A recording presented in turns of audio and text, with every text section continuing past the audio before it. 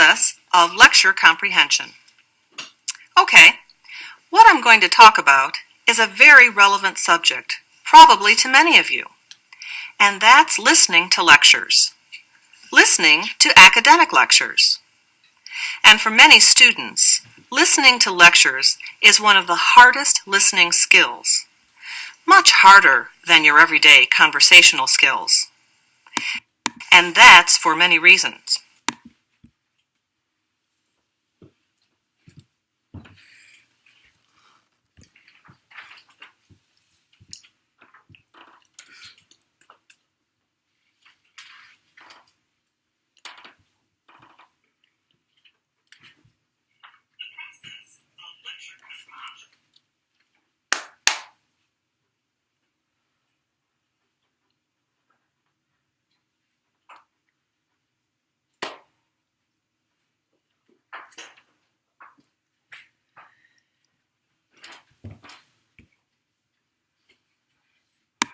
So what I'm going to look at in this lecture are the ways that listening to a lecture differ from listening in other types of situations.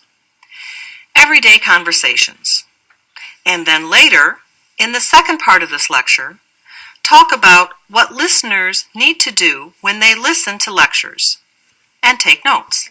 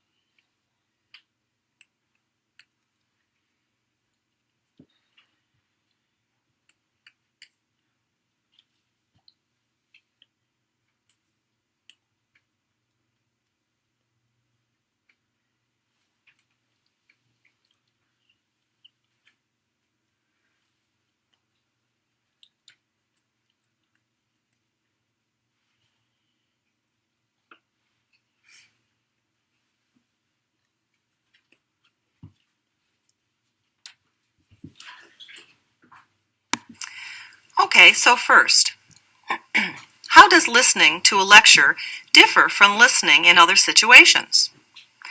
Okay, let's think about it. First of all, the language.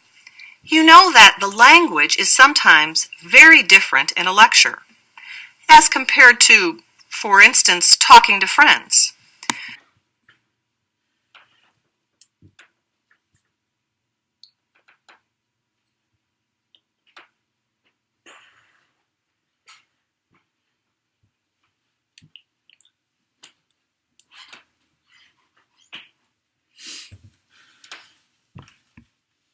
Talking to people on the street.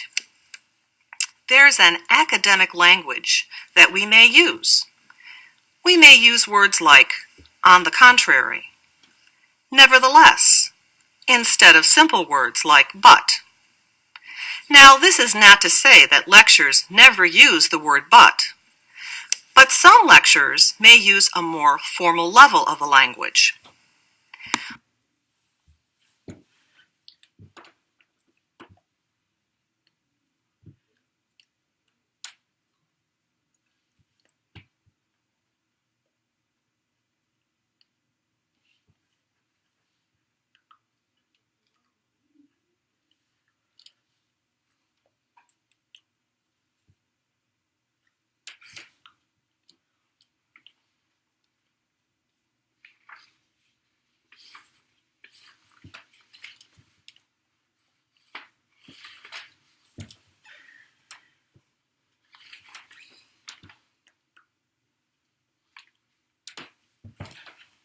Also in lectures, one would expect to hear more specific language or subject-specific language or jargon, words that would rarely be found in everyday conversation, but are necessary to talk about a discipline. So language is one thing that differs between lectures and everyday listening.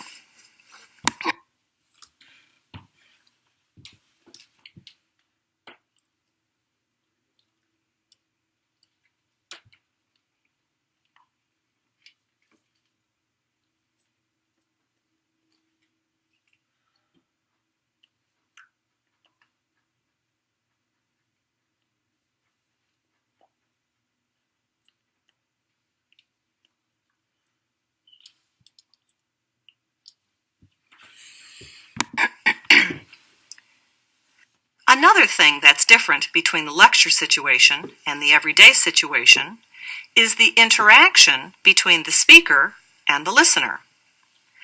And that's also different.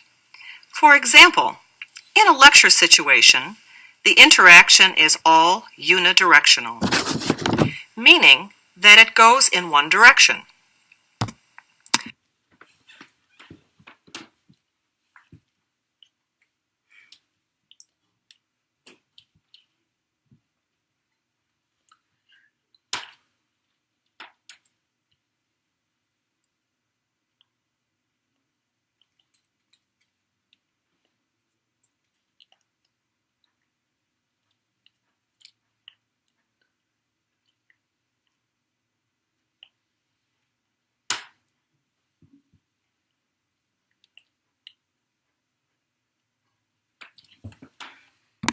All the interaction goes from the lecturer to the listener.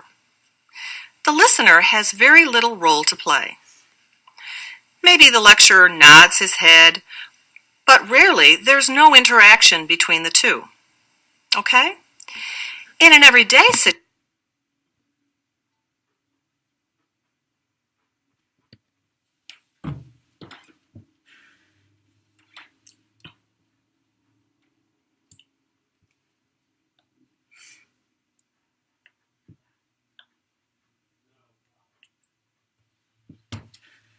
situation, the participants take turns. Or at least, one participant indicates comprehension and the other continues. It's two-directional, bidirectional interaction. Also, in a lecture, the listener has no control. Whereas in everyday speaking situations, if you don't understand, you can ask the speaker to repeat. But in a lecture, a listener can't say, repeat things. They can't say, I don't understand. The listener has no control in a lecture situation. And finally,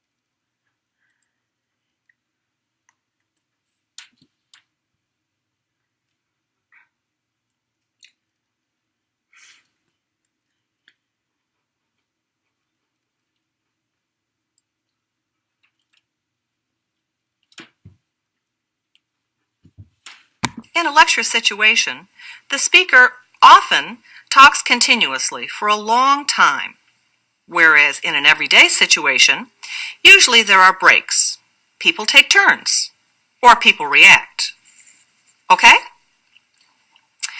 Okay, and the last difference between a lecture situation and an everyday listening situation is the expectation. Now, in a lecture situation, you are expected to keep the information for later use. Maybe take notes. You're supposed to remember what you hear. In an everyday listening situation, you need to react right at the moment. You don't need to take notes. You don't need to think about it later. You need to react right then, okay? So